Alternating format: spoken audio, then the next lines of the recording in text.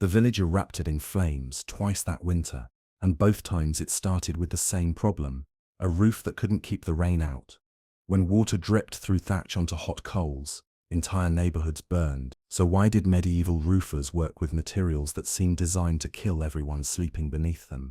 Medieval roofing wasn't just about keeping dry, it was about survival, status, and the delicate balance between what you could afford and what might save your life. A nobleman's slate roof could last centuries, while a peasant's thatch might need rebuilding every few years. But here's what most people never realized: the roofer's workshop held the secrets to both fire prevention and social climbing, because the right roof could transform a humble cottage into a merchant's manor. Every medieval town had at least one roofer's workshop, usually located on the outskirts where the smell of tar and the risk of fire wouldn't endanger the market square. Step inside one of these workshops, and you'd find yourself in a world that looked part construction site, part apothecary. Bundles of reed and straw stood in tall columns along the walls, each bundle sorted by length, thickness, and quality. The best thatch came from wheat straw cut at precisely the right time of year. Too early and it would be weak, too late and it would be brittle. But thatch was just one option in a roofer's arsenal. Clay tiles, baked in kilns that burned for days, were stacked in careful pyramids according to size and color. Slate pieces, hauled from distant quarries by ox cart, lay sorted by thickness and grade. Wooden shingles, split from oak and ash, hung in bundles from the rafters to dry slowly and evenly. The workshop smelled of tar, wet straw, and the lingering smoke from the pitch pots that bubbled constantly over small fires. Yet what truly defined these workshops wasn't the materials, it was the knowledge that only guild-trained roofers possessed about how to use them. The Roofers Guild controlled every aspect of the trade with rules that seemed designed to prevent both shoddy work and catastrophic fires. Apprentices spent their first 2 years learning nothing but how to judge materials, which straw would shed water best, which clay had been fired properly, which slate would split cleanly without cracking. They learned to read the sky like farmers, because roofing work could only be done in perfect weather conditions. Too much humidity and thatch wouldn't lay properly. Too dry and the binding materials would crack before the job was finished. Master roofers were required to maintain detailed records of every roof they worked on, noting the materials used, the pitch angle achieved, and any special techniques required for that particular structure. These records served multiple purposes: quality control, pricing references, and most importantly, evidence in case a roof failed catastrophically. Guild bylaws specified exact penalties for substandard work, from fines for minor leaks to complete banishment for roofs that caused fires. The guild also maintained a monopoly on certain specialized materials, particularly the tar and pitch compounds that made the difference between a roof that lasted 5 years and one that lasted 50. But the real secret of medieval roofing lay not in the materials themselves, but in the precise techniques that turned ordinary straw into waterproof protection. Creating a proper thatched roof required skills that took decades to master. The process began with preparing the straw itself, which had to be cut, cleaned, sorted, and bundled according to strict specifications. Only wheat straw cut during a narrow window in late summer had the right combination of strength and flexibility. Each bundle was tested for uniformity. Roofers would grab a handful of straw and fan it out, checking that every piece was roughly the same length and thickness. Inferior straw was relegated to inner layers where imperfections wouldn't compromise the roof's water resistance. The laying technique itself was an art form passed down through generations of guild training. Starting from the bottom edge of the roof, roofers would create overlapping layers of straw bundles, each layer secured with hazel rods and bound with twisted straw ropes called sways. The angle and tightness of these bindings determined whether the roof would shed water cleanly or allow moisture to seep through. Master roofers could judge the proper tension by the sound the binding made when plucked, like a harp string. Too loose and water would penetrate. Too tight and the thatch would split and separate. The most critical skill was creating the ridgeline where the two sides of the roof met. This peak had to be perfectly sealed, yet allow for the expansion and contraction of the thatch as seasons changed. Roofers used a technique called ridge capping, where specially selected long straw was woven into a dense mat and secured with wooden pegs and clay weights. A poorly executed ridge would leak within the first heavy rain, often causing damage that required complete re-roofing. But when done correctly, A thatched roof could shed water so efficiently that the interior stayed bone dry, even during the heaviest storms. For those who could afford better materials, clay tiles offered superior protection, but required completely different skills and workshop setups. Tile making was often combined with roofing, since the techniques complemented each other perfectly. The roofer's workshop would include a kiln area where clay was shaped, dried, and fired into the curved tiles that characterized Mediterranean and Southern European roofing styles. The clay had to be sourced carefully. Too much sand and the tiles would be brittle, too much organic matter, and they would crack during firing.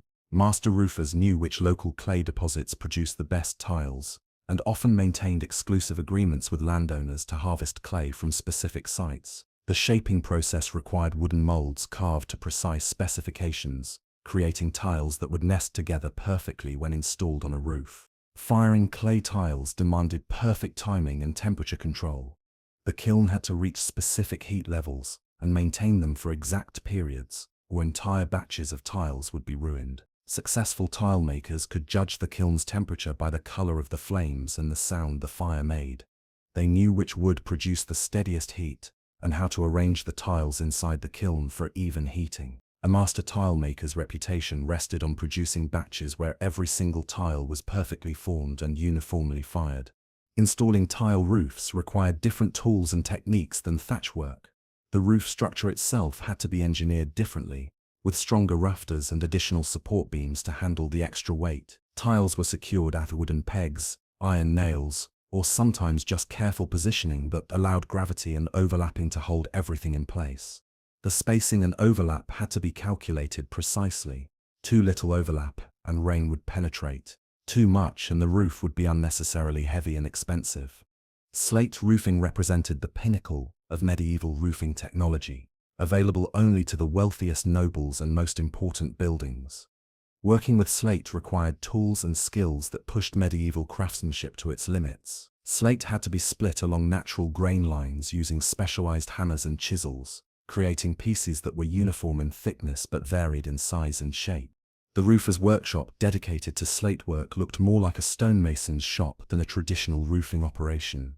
Heavy wooden benches provided stable surfaces for splitting slate, while racks held pieces sorted by size and quality. The finest slate pieces, with perfectly smooth surfaces and clean edges, were reserved for the most visible parts of important roofs. Lower grades were used for areas that wouldn't be seen from ground level. Installing slate required incredible precision and strength. Each piece had to be positioned exactly, with proper overlap and secure fastening. Slate roofers used iron nails and hooks specifically forged for roofing work, and the holes for these fasteners had to be drilled at precise angles to prevent water infiltration. A single improperly installed slate could compromise an entire section of roof, so guild regulations required multiple inspections during slate installation projects. The social hierarchy of medieval society was literally written on the roofs above people's heads. Peasant cottages with their thatch roofs clustered in the lower parts of villages, while stone buildings with slate roofs occupied commanding positions on higher ground. This wasn't just about showing off wealth, it was practical positioning that reflected the fire risks and maintenance requirements of different roofing materials. Thatch roofs required constant maintenance and complete replacement every 7 to 10 years under the best conditions.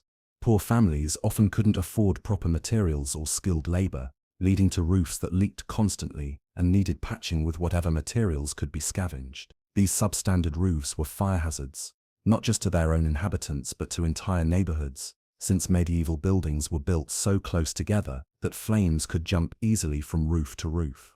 Wealthy merchants and minor nobles could afford tile roofs, which lasted much longer and provided better fire resistance. These roofs became status symbols, with decorative elements and special glazes that announced the owner's prosperity to everyone who saw them. The maintenance requirements were much lower, but when repairs were needed, they required skilled craftsmen and expensive replacement materials. The highest levels of society invested in slate or stone roofs that could last for centuries. These roofs were practical investments as well as status symbols. A well-built slate roof might serve multiple generations of the same family, while their neighbors were spending fortunes on repeated rethatching.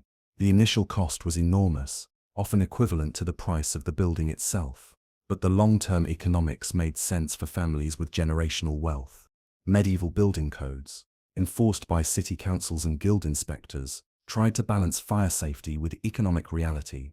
Many towns banned new thatch roofs in densely populated areas after experiencing devastating fires. London's Great Fire of 1212 led to regulations requiring tile or slate roofs on all new construction within the city walls. Similar laws appeared in other major cities, creating a patchwork of regulations that varied by location and local fire history.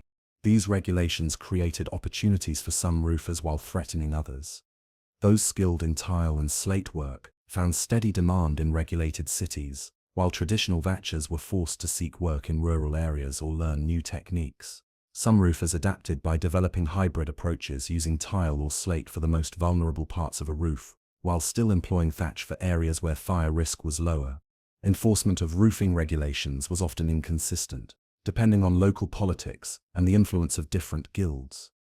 Wealthy property owners could sometimes obtain exceptions or variances, while poor families were strictly held to standards they couldn't afford to meet. This created ongoing tension between fire safety and housing availability, a problem that medieval authorities never fully solved. The seasonal nature of roofing work shaped both the workshops and the lives of medieval roofers. Most roofing could only be done during dry weather, creating intense periods of activity during summer months and long stretches of indoor work during winter. This rhythm influenced how workshops were organized and what activities filled the slower seasons. During winter months, roofers spent time preparing materials for the next building season. Thatch was bundled and stored, tiles were made and fired, slate was split and sorted, and tools were repaired and sharpened. The workshop became a place of preparation rather than active construction. Apprentices used this time for intensive training in material preparation and tool maintenance, while masters worked on planning upcoming projects and negotiating contracts for the following year. Spring brought a rush of repair work as winter damage was assessed and fixed. Roofs that had survived the winter storms still needed attention. Loose tiles secured, damaged thatch replaced, and structural problems addressed before they became serious. This repair season was crucial for maintaining relationships with regular customers and identifying potential major projects for the summer months. Summer was the peak building season when new roofs were installed and major renovations completed. The workshop operated at maximum capacity, with materials flowing in and out constantly. This was when roofers made most of their annual income, working long hours in challenging conditions to complete projects before autumn weather made roofing work impossible again. The tools of medieval roofing were specialized instruments that reflected centuries of refinement and adaptation. A master roofer's tool collection represented a significant investment and was often passed down through generations of guild families. These tools were not just functional implements, but symbols of professional status and technical competence. For thatch work, the essential tools included leggets for combing and laying straw, shearing hooks for trimming, and a variety of needles and pins for securing binding materials. Each tool was crafted for specific tasks and maintained with care that bordered on reverence. A roofer's legget, worn smooth by years of use, could lay thatch with precision that newer tools couldn't match. Tile and slate work required different tool sets, including specialized hammers for splitting and shaping, measuring devices for ensuring proper overlap and alignment, and cutting tools for trimming materials to fit irregular spaces. Many of these tools were custom-made by blacksmiths working closely with individual roofers, creating implements perfectly suited to specific techniques and preferences. The knowledge preserved in medieval roofers' workshops laid the foundation for construction techniques that remained essentially unchanged for centuries. The principles they developed for watershedding, structural support, and material selection influenced building practices long after medieval society ended. Modern roofing still relies on concepts first perfected in these guild workshops: proper overlap, adequate slope, secure fastening, and weather-resistant materials. The guild system that controlled medieval roofing also established professional standards and training methods that evolved into modern construction licensing and certification programs. The detailed record-keeping required by medieval guilds became the basis for modern construction documentation and quality control systems. Even the seasonal rhythms that shaped medieval roofing work continue to influence construction scheduling today. Understanding what a medieval roofer's workshop looked like reveals a world where practical necessity drove remarkable innovation. These craftsmen developed solutions to complex engineering problems using simple tools and materials, creating roofing systems that protected communities for generations. Their workshops were places where ancient knowledge was preserved and refined, where apprentices learned skills that would serve them for life, and where the balance between cost, safety, and durability was carefully calculated with every project. The next time you look up at a roof, whether it's slate, tile, or even modern shingles, remember the medieval roofers who first figured out how to keep water out and warmth in. They worked without power tools, without modern materials, without even reliable weather forecasting. Yet they created roofing systems so effective that many of their buildings still stand today. Their legacy lives on, not just in the roofs that shelter us, but in the fundamental understanding that good roofing is as much about knowledge and skill as it is about materials and tools. If you enjoy the hidden sides of medieval life, hit subscribe and give this video a like.